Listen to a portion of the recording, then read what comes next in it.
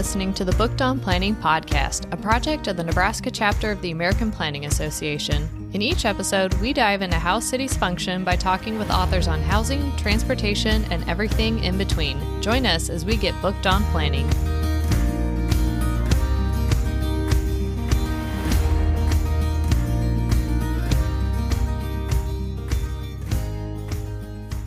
Welcome back, bookworms, to another episode of Booked on Planning. In this episode, we talk with author John Nolan on his book, Choosing to Succeed: Land Use Law and Climate Change. John is a professor of law at Pace Law School, and Jennifer, you have kind of an interesting connection on how you know John. Yeah, I do. In my last year of law school, I really wasn't entirely sure what direction I wanted to take my career. And one of my law professors connected me with Professor Nolan, and we had an excellent conversation about planning and land use and how those two play really well together. And so I would say that Professor Nolan is somewhat responsible for me ending up in local government and I guess ultimately host of this podcast. So it's a really great connection. Lucky for us, otherwise wouldn't have such a great co-host and co-worker too. Yeah, I don't think that our listeners do realize we are just right down the hall from each other sometimes. Yeah, makes it really easy to work together.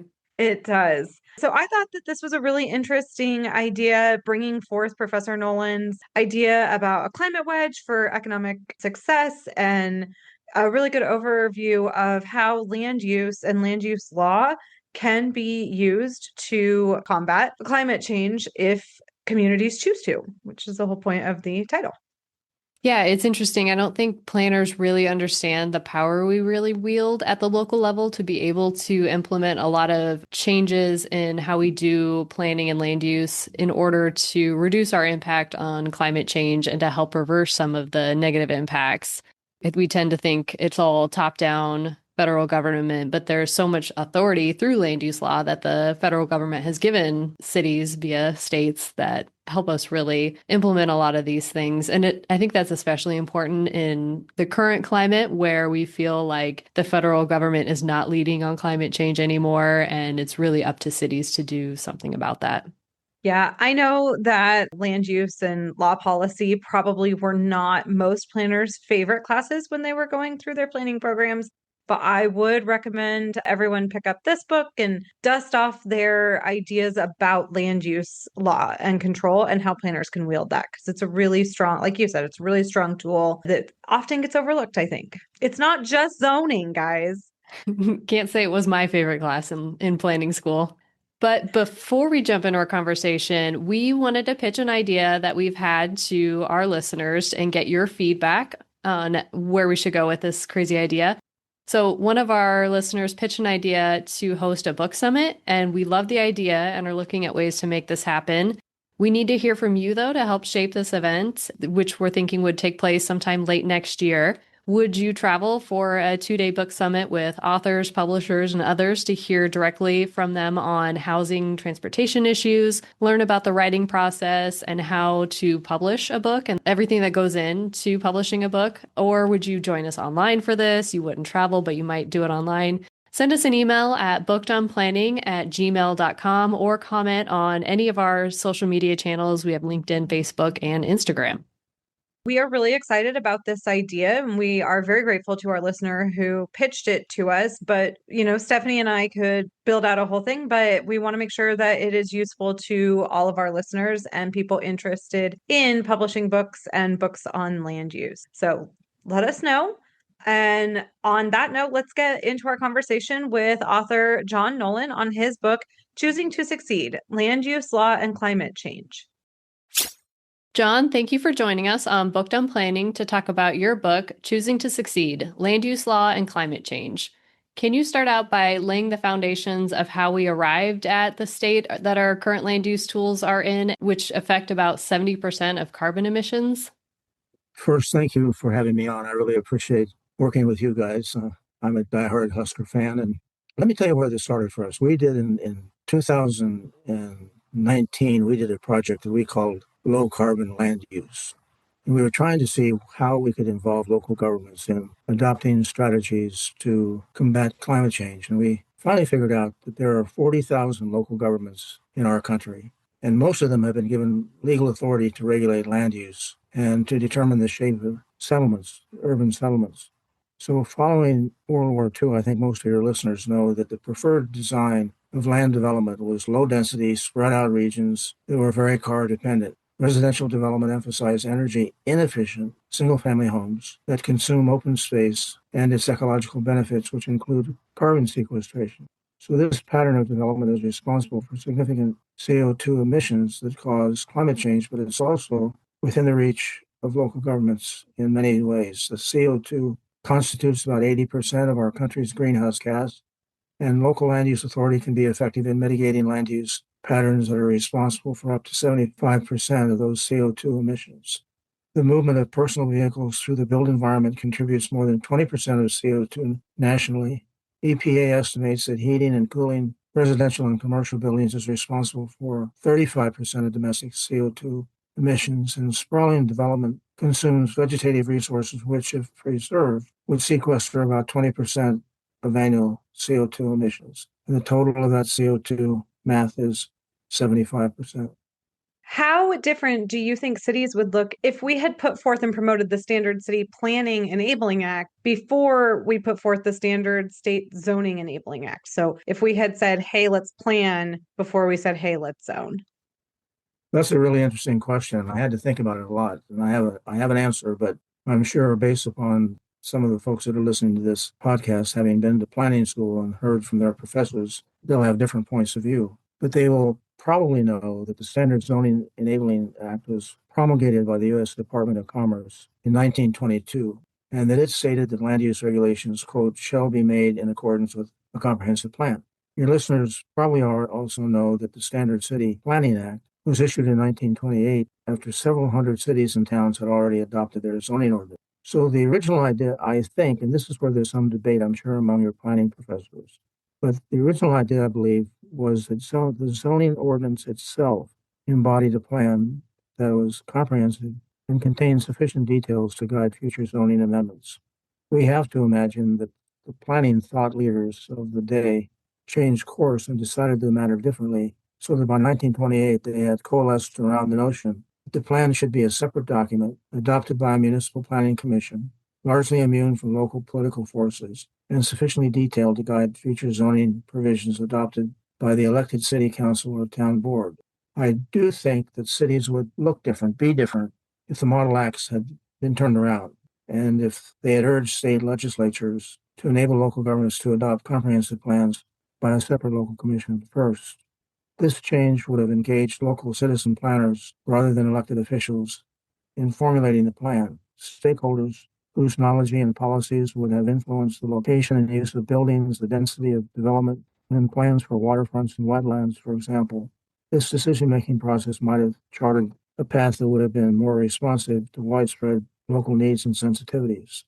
Planning theorists refer to path dependency, postulating that past decisions constrain and influence future choices, making it difficult to change course even if the current path is suboptimal.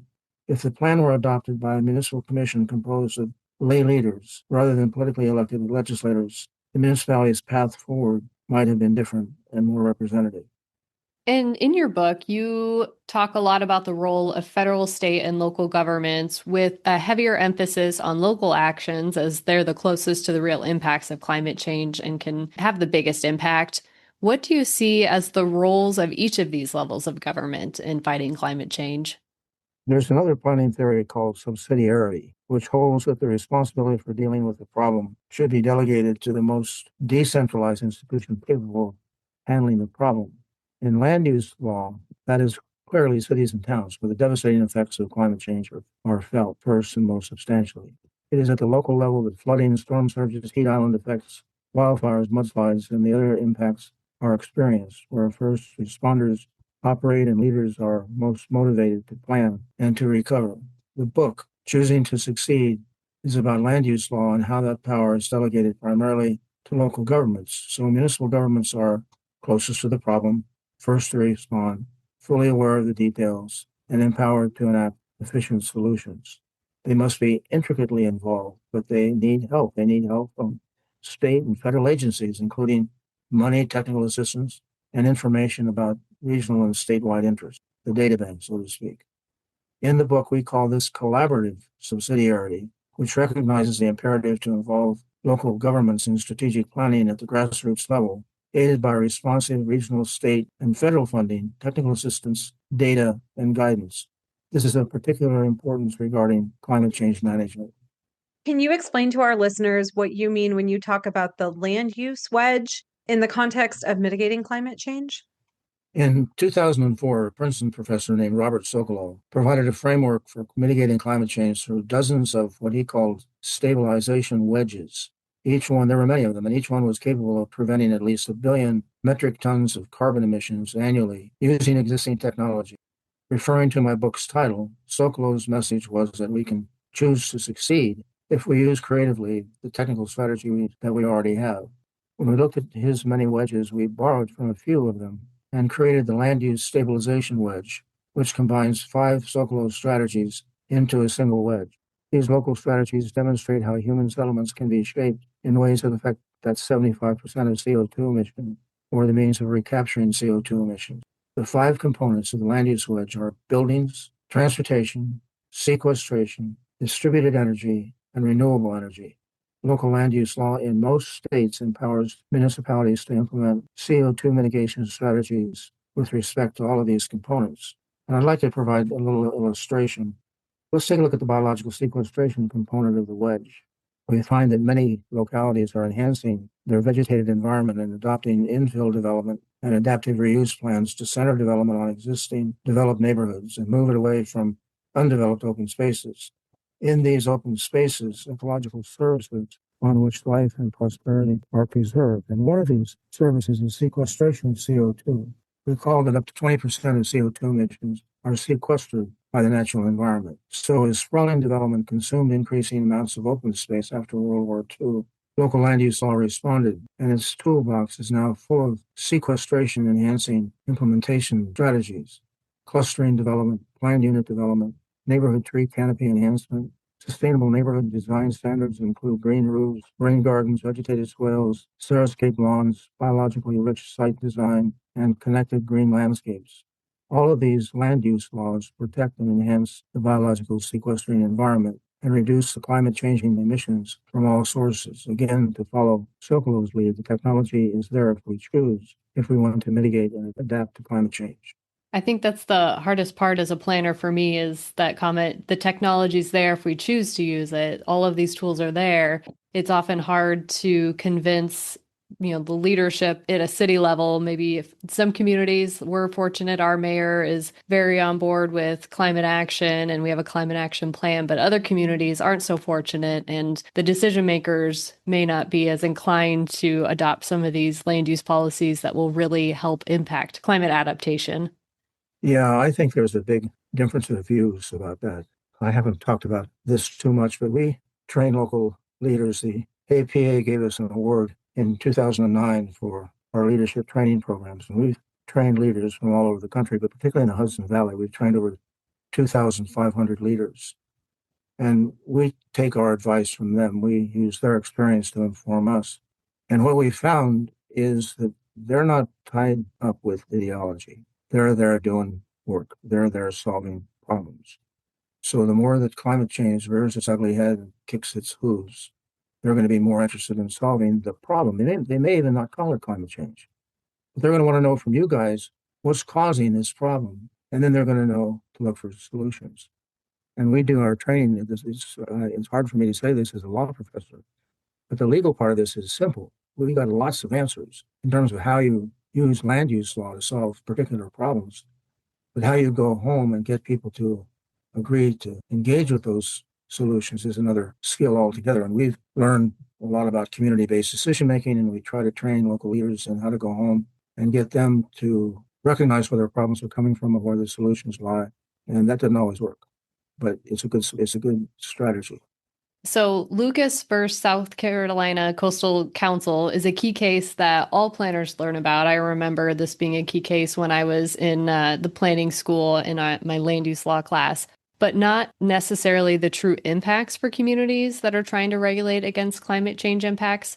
What are the ways communities can regulate to avoid a Lucas-style case without compromising their climate goals? Well, let me lay out a little bit about what the Lucas case did. It was 1992. It was the South Carolina Coastal Council that imposed a no build zone basically on two lots at Lucas owned, and he couldn't do anything with his lots. The Isle of Palms was a municipality that had given Lucas and his neighbors authority to develop those lots as single family housing, and he had to get site plan approval from the village. But what he didn't realize at the time is that he had to get a permit from the South Carolina Coastal Council. And they basically said, no, you can't develop there because we're enforcing the Coastal Zone Management Act and we have to protect that particular area. So he had no economically viable use of his property. And he claimed that under the Fifth and 14th Amendment of the U.S. Constitution, that was a per se regulatory taking. The true impact of Lucas is plain. It is unconstitutional to protect life and property by adopting a no-build zone. And that's beginning to be a bigger and bigger hurdle for planners throughout the country, particularly in coastal areas, but even now in wildfire-prone areas. And you can't just say you can't build there. You have to do something different. And where a local land use regulation destroys all economic use of the property, it is a per se taken with very modest exceptions. This holding is a huge barrier to full-on prevention of development on vulnerable beaches, floodplains, and forested wetlands, and lands prone to wildfires. Such strategies do not belong in the planner's toolbox unless the city or town is willing to pay just compensation. The Supreme Court has held that regulations that leave some value, as little as 10%, are not total takings under Lucas. So be sure that your regulations do that they leave some value. Planners who advise local land use boards can use the information contained in the sea level rise component or wildfire prevention component of the comprehensive plan to revise application requirements that govern development projects. They can require, for example, that the developer submit site drawings that identify any portion of the parcel likely to be inundated by sea level during the useful life of the building. They can further require that the developer place any buildings and infrastructure in a location that best protects the safety of occupants and the stability of the building. Applicants can be provided with sea level rise maps issued from a variety of sources, including state agencies, legislative committees, governor's task forces, university institutes, or other respected sources. Well, in addition, the developer can be required to document the sources of financing secured for the project, including equity investors and construction and permanent lenders. Where sea level rise projection maps are contained in an official document like a comprehensive plan or issued by a responsible agency, investors and lenders will likely be on notice of them and will only be willing to invest if they believe the project is feasible. If investors conclude that the project is not economically feasible, then it will sink under its own weight and fail to proceed any further in the local review and approval process. Any claim that the local process resulted in the taking of value of the proposed project can be countered by showing that the investors and lenders made their decision based on knowledge they gained about the long-term viability of the proposed investment through the exercise of due diligence. Under the Lucas doctrine, it's not the regulation that prevents the development in this instance, but rather private market risks. So I don't think you can have a good conversation about land use law if you don't talk about Dillon's rule versus home rule. So what impacts do those two regulations have on a community's ability to implement effective and long-term land use changes and policies to address climate change? It always amazes me that Dillon's rule is a conversation that people want to have because Dillon is dead. And I had a bunch of students that worked with me over a 2-year period. And we found the death of Dillon's rule in constitutions and legislation and court decisions in 40 states. And that's not because there are 10 that still follow Dillon's rule. It's just that we couldn't find those particular mechanisms in those 10 states, and we're still looking. But let me explain why that's a problem, because I certainly, at my age, have lived through a number of years where Dillon's rule was a substantial barrier to progress.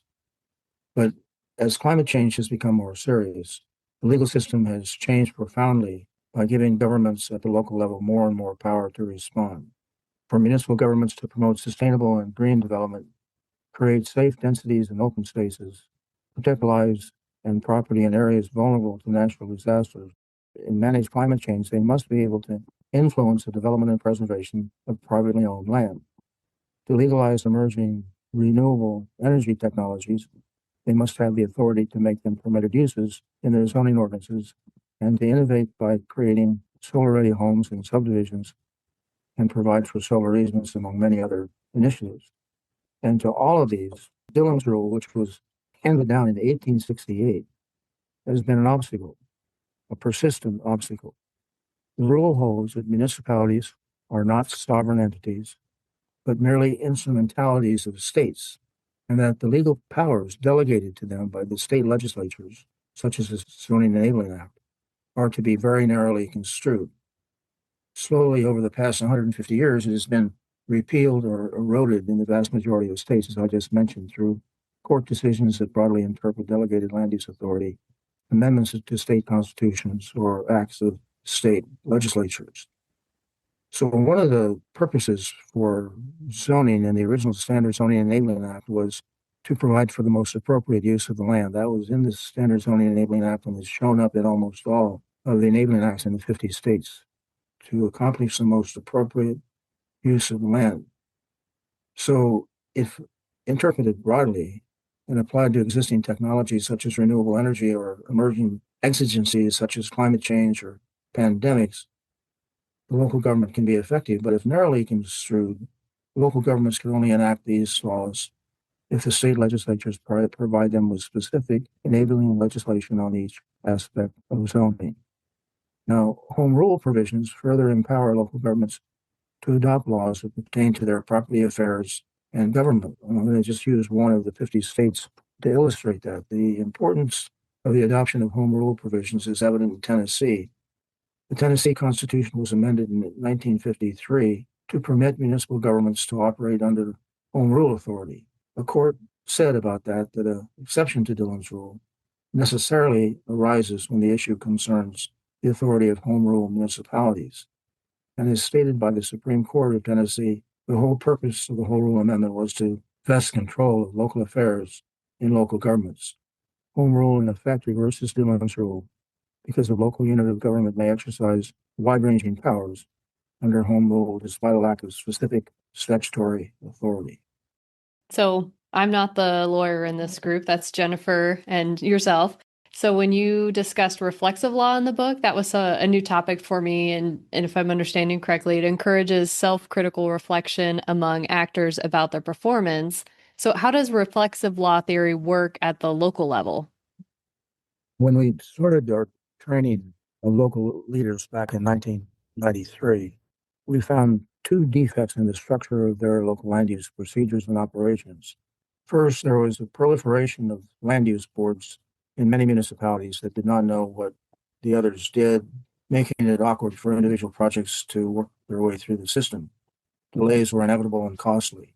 Second, there was very little interconnectivity among communities that shared common problems. For example, in Nebraska, you'd have common problems with watersheds and flooding for sure. And the second problem that we were dealing with was that there were very few ways that the local governments would get together or could get together and work together on those common problems. These defects frustrate connectivity, that is, communication between local boards intra-municipally and solving common problems inter-municipally. These are failures that hinder the operation of what legal scholars call reflexive law. Reflexive law draws its name from the basic notion that a law can encourage self-critical reflection among actors about their performance. This theory promotes the design of legal procedures, such as creating a watershed intermunicipal council or an agreement among local boards locally to create linked schedules for project review. These and similar legal procedures recognize the importance of communicating, sharing data, and local knowledge both vertically, that would be the watershed council, and horizontally, the coordinated process for project review. These legal procedures cause stakeholders to share information, interact, and reflect on what they propose to do. What is one aspect of the relationship between land use law and climate change that you now view differently since you have written the book? Well, in researching choosing to succeed in our low carbon land use project, we found over 250 case studies of local governments furthering all the components of climate resilient development. The work we had done on the land use wedge and low carbon land use demonstrates how local land use law touches over 70% of CO2 emissions. It's laser focused on climate change mitigation. As we look more closely at what we found, we realized that local land use law was also adapting to climate change, creating resilient neighborhoods, furthering environmental justice, and accomplishing sustainable development. We are now witnessing a wholesale assault on climate change, including the tremendous financial losses that it is costing property owners in all parts of our country.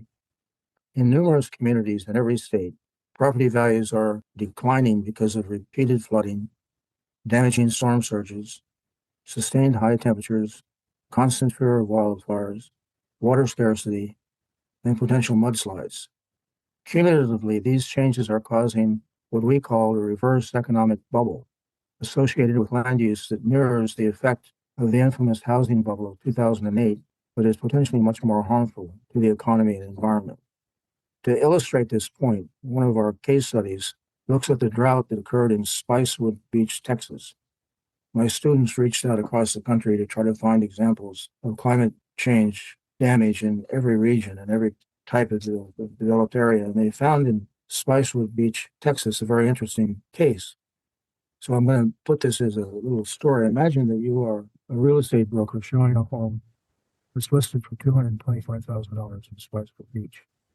When you arrive at the house with your prospective buyer, there is a water truck at the curb filling the cistern. The client asks you, what's happening? Well, the house is in a neighborhood near Lake Travis, in one of the state's largest lake-based real estate markets. Investor interest in lakefront real estate, tourism, and local business tends to rise and fall with the lake's water level. Frequent droughts take a toll on the lake's ability to meet residential needs for potable water, and for over a year, water was imported into Spicewood Beach to satisfy the community's water needs. As a broker, you picked a bad time to show the house. The climate change bubble had popped, and the price of the house with a water truck in front tanked along with the lake community's economy. These climate-caused consequences are indiscriminate. They pop up everywhere. Natural disasters are increasing in intensity and become more frequent, causing much more economic stress. Severe droughts in the West have caused some communities to seek external sources of water and to minimize their use. Wildfires raging through the western states have compromised property values and forced residents to move. Extreme heat, even in northern states, has challenged the health of vulnerable populations, making life in some cities difficult. Mortgages and casualty insurance are becoming harder to get, without which most prospective buyers can't afford housing. Real estate prices in many parts of the country are falling due to the real and perceived effects of climate change on land use. When we did our research on low carbon land use in 1988, 1989, we wrote the book Choosing to Succeed in 2001. And believe it or not, in today's New York Times, I'm reading an article that says a climate shock is eroding some home values. New data shows how much. And there are a couple paragraphs I'd like to read. Even after she escaped rising floodwaters by wading away from her home in chest-deep water during Hurricane Rita in 2005, Sandra Rojas, now 69, stayed put. But this year, her annual home insurance premium increased to $8,312, more than doubling over the past 4 years. She considered selling, but found herself in a dilemma. As insurance costs have risen, area home values have fallen, dropping by 38% since 2020. The roadsides around her house are dotted with for sale signs. They won't insure you, Mrs. Rojas said. No one will buy from you. You're kind of stuck where you are. Since 2018, a financial shock in the home insurance market has meant that homes in zip codes most exposed to hurricanes and wildfires would sell for an average of $43,900 less than they would otherwise. That relates back to what we were talking about earlier about local leaders getting the point that climate change has to be dealt with. Yeah, and unfortunately, so often that's when they see the actual problem and it's gotten so bad that then they must act versus a more proactive approach would be better for everyone. Speaking of reacting to something pretty dramatic, your book was published in 2021, which was the beginning stages of the pandemic. Your last chapter puts forth some ideas about land use law and the pandemic. with 4 years now between when your book was published and recovery efforts, have you found any more concrete conclusions around the impacts of the pandemic on land use law? Well, I can't for sure attribute it to the pandemic, but I think it's an influence, it's a very important influence in what I'm about to tell you. In February of 22, which is a year after the book was published, the Intergovernmental Panel on Climate Change released its sixth assessment report. It stated that its principal strategy for managing climate change is climate resilient development. And this is the intergovernmental international organization that's charged with fighting and managing climate change.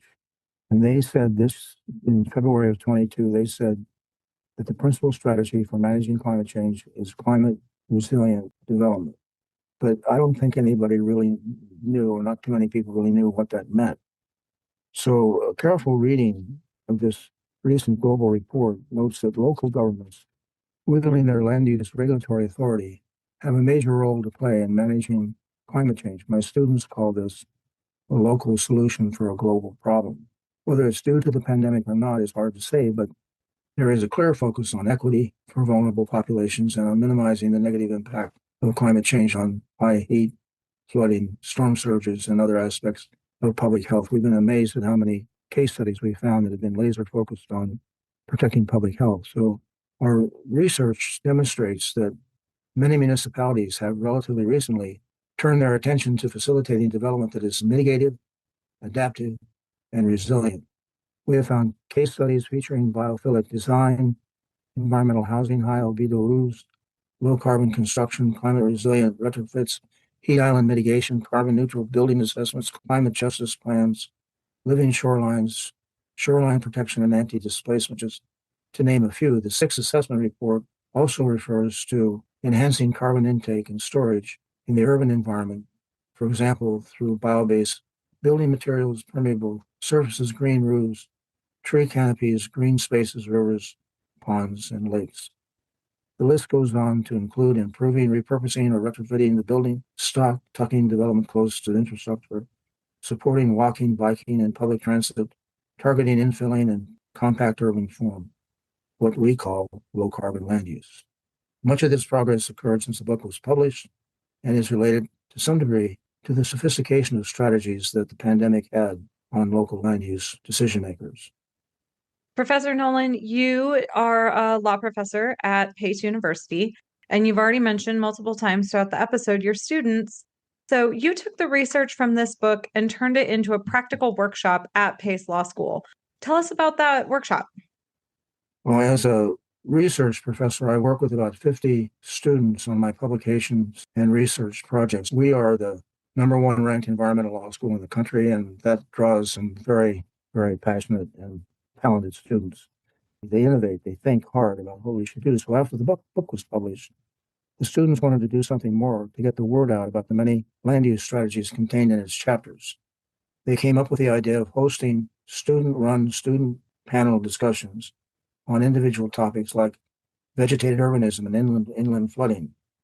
The students reckoned that they could record and link the individual virtual panels and make them available on our website, and then using social media, let the relevant actors know about the mysterious power of land use. The idea was to link the panel recordings and call the collection the workshop.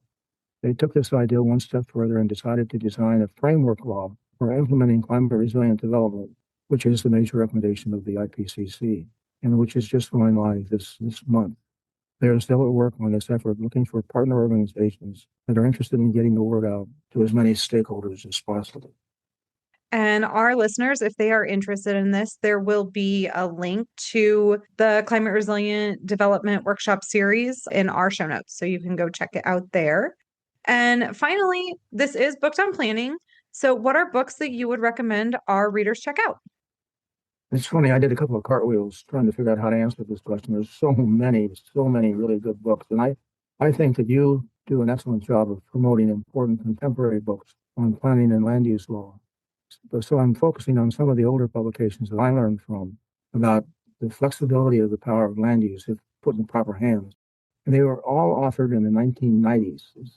We could talk for a while about what that means, but I think that during the 1970s, we learned a lot about managing the environment and managing economic development and dealing with sprawl. And by 1990, there were enough people who had learned about that they could write a book about it. So the three books that I learned the most from in the 1990s were Zoning and the American Dream, Promise is Still to Keep, a 1990 book by Gerald Caden and Charles R. from Harvard, Land Use in America, dated 1996, co-authored by Henry Diamond and an amazing advisory committee that he put together on what we're going to do about sprawl and how can we use land use law to combat it. And then finally, The American City, What Works, What Doesn't, 1996, by Alexander Garvin. All really great books, and it's nice to have kind of a spread in some older books. We tend to, as you mentioned, focus on some of the more recent publications. So it's good to have some of these older books that are still great foundations for land use law. But John, thank you so much for joining us on Booked on Planning to talk about your book, Choosing to Succeed, Land Use Law and Climate Change. Stephanie and Jennifer, I respect you guys very much, and thank you for having me on. We hope you enjoyed this conversation with author John Nolan on his book, Choosing to Succeed, Land Use Law and Climate Change. You can get your own copy through the publisher at the Environmental Law Institute by supporting your local bookstore or online at bookshop.org/shop/bookedonplanning, as we do now have an affiliate page with bookshop.org. Remember to subscribe to the show wherever you listen to podcasts, and please rate, review, and share the show. Thank you for listening, and we'll talk to you next time on Booked on Planning.